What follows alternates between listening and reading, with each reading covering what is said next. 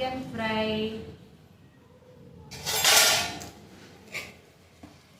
చేశానండి. దోసకాయ బోటి కూడా.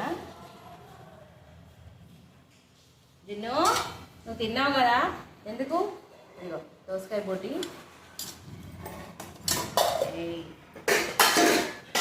మా జిన్ను కోసం చికెన్ ఆల్రెడీ తినేసాడు, ఇంకా కావాలంట. నో నో పడతాయి. పెరుగు, గడ్డ పెరుగు, బగారా రైస్,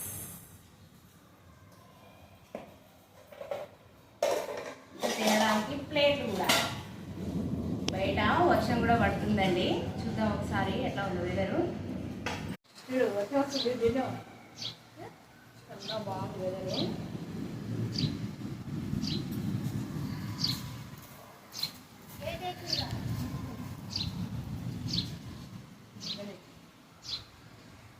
జిన్ను మన వీడియోకి లైక్, షేర్, సబ్స్క్రైబ్ చేసుకొని చెప్పు జిన్ను.